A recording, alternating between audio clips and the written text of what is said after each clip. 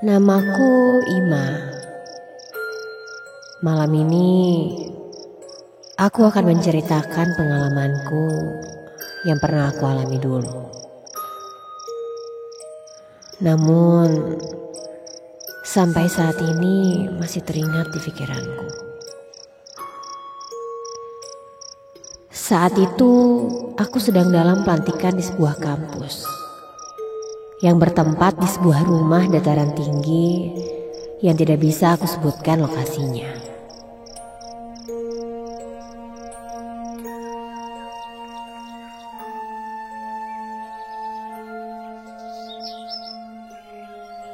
Rumah ini katanya dulunya rumah peninggalan Belanda dan sempat dipakai juga untuk beberapa syuting film layar lebar. Namun sekarang tempat ini berubah fungsi menjadi villa atau rumah yang disewakan untuk umum. Seperti bangunan Belanda pada umumnya, tempat ini terdiri dari 2 lantai. Memiliki langit-langit yang tinggi dan pintu yang terbuat dari kayu jati. Ketika masuk ke gerbangnya,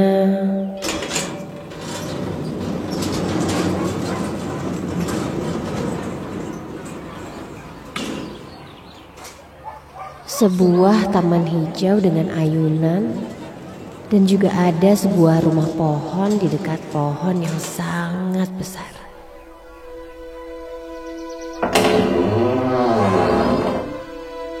Ketika masuk, berjajar pintu-pintu kamar di setiap lantainya. Peserta dibagi menjadi 3 orang setiap kelompoknya. Aku dan kelompokku langsung berjalan menuju kamar yang sudah disediakan oleh seniorku.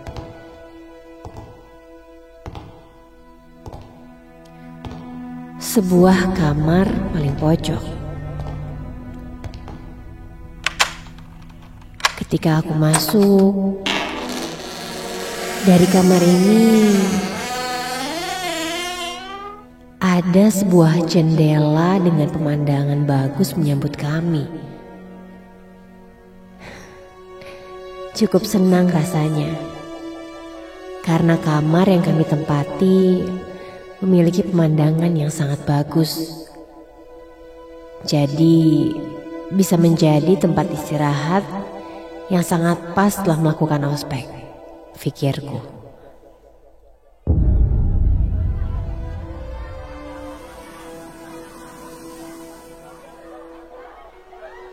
Waktu pun berlalu dengan proses pelantikan.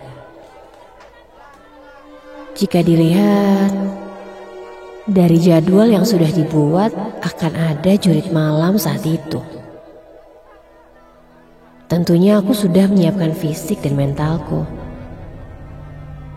Namun ketika menjelang malam, entah kenapa badanku tiba-tiba saja drop. Aku merasakan badanku kedinginan dan kepalaku pun sedikit pusing. Padahal dari tadi badanku masih terasa fit. Melihat kondisiku yang tiba-tiba sakit, para senior pun tidak mengizinkanku untuk ikut acara jurit malam itu. Aku sempat memaksa, namun tetap tidak diizinkan. Sampai akhirnya aku pun disuruh beristirahat di kamar saja.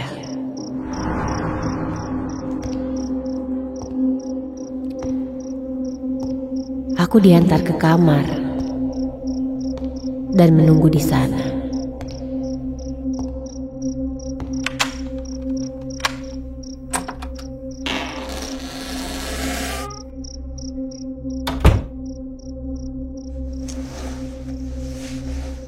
sedikit muncul rasa kesal karena takutnya nilaiku berkurang untuk kegiatan ini. Namun, mau bagaimana lagi?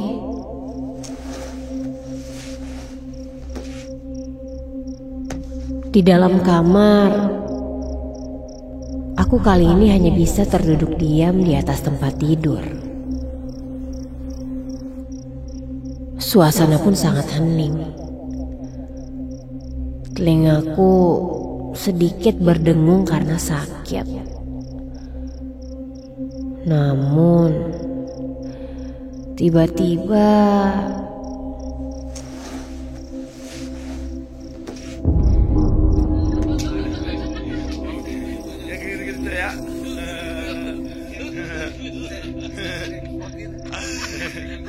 di keheningan malam itu, aku mendengar ada suara seseorang yang mengobrol. Suara ini berasal dari kamar sebelahku.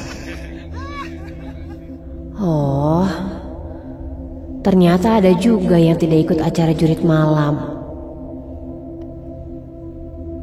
Jelas sekali, seperti ada 2-3 orang yang sedang mengobrol di kamar sebelahku. Aku akhirnya bangkit dan keluar dari kamar.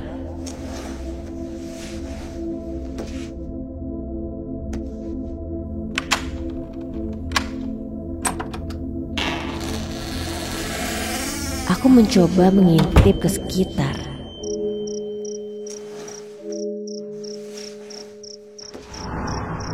Tidak ada yang menjaga. Aku mendekati kamar sebelahku dan mengetuk pintunya.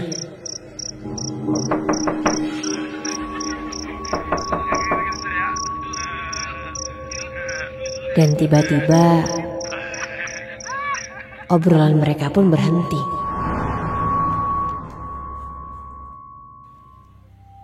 Lalu aku ketuk lagi.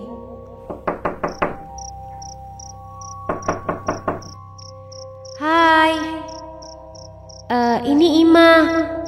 Aku nggak ikut acara jurit malam karena lagi sakit nih. Boleh ikut gabung nggak? Biar nggak sendirian nih di kamar.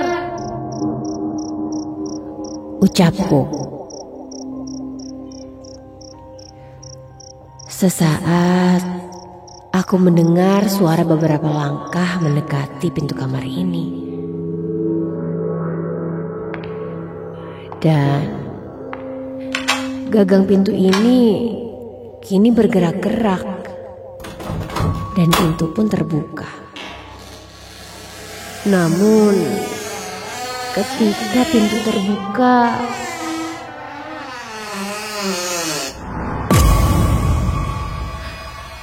tidak terlihat ada apa-apa di dalam kamar itu. Aku pun mencoba masuk. Lalu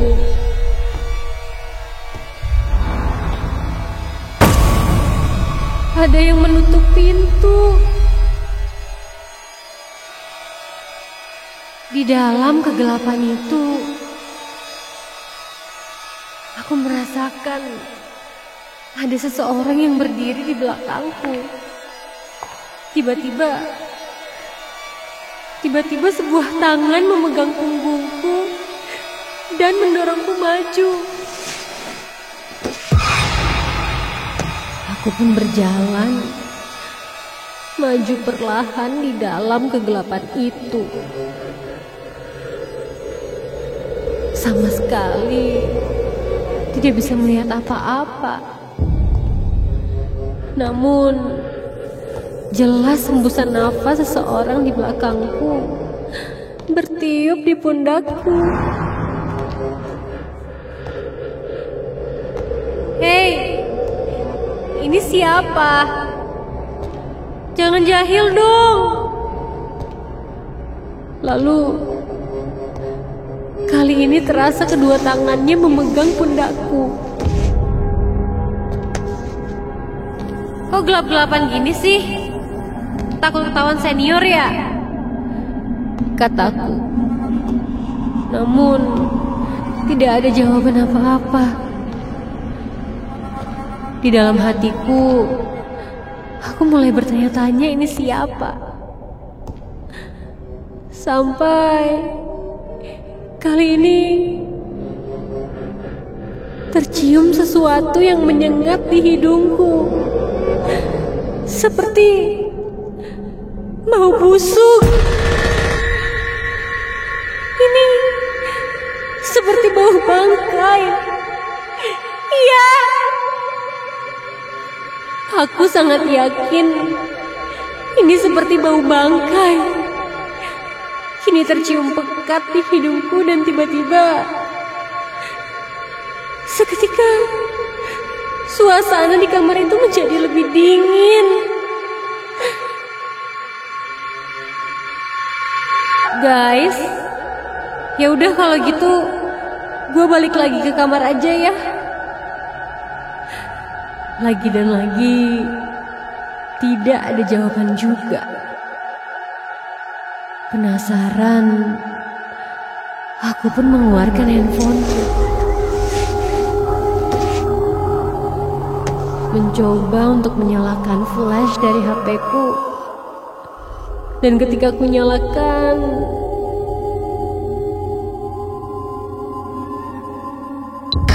astaga!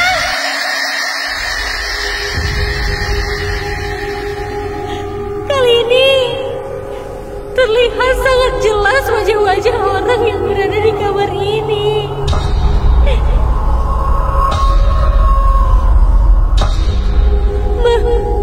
Mereka seperti memakai seragam zaman dulu. Seragam itu penuh dengan darah yang sudah mengering. Wajahnya pucat, tasapannya kosong, dan ya Tuhan, di lehernya terdapat luka sayatan yang menganga.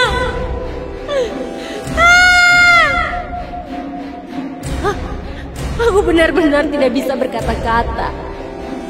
Jantungku seakan berhenti. Refleks aku langsung mematikan flash handphoneku. Suasana kini menjadi gelap. Perlahan aku mundur menuju ke arah pintu kamar. Dan ketika baru saja aku akan membuka pintu, terdengar suara bisikan di telingaku. Mau kemana? Aku hanya bisa berteriak meminta tolong. Namun sepertinya tidak ada yang mendengar.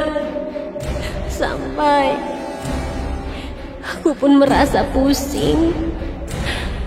Dan akhirnya aku tidak sadarkan diri.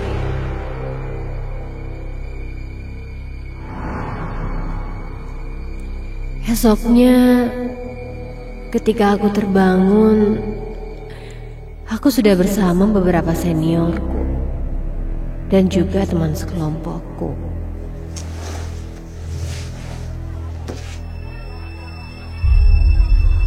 Aku menceritakan kejadian yang aku alami semalam.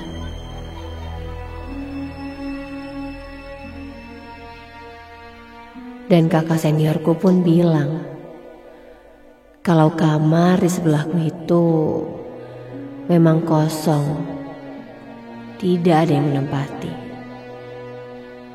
Karena memang tidak bisa dibuka. Dan setelah dicari tahu, ternyata di kamar itu dulunya memang sempat ada beberapa mayat yang ditemukan. Entah karena bunuh diri atau apa, aku tidak mau mencari tahu lebih jauh lagi. Yang pasti setelah kejadian itu kami semua segera menyudahi kegiatan pelantikan dan langsung memutuskan untuk pulang.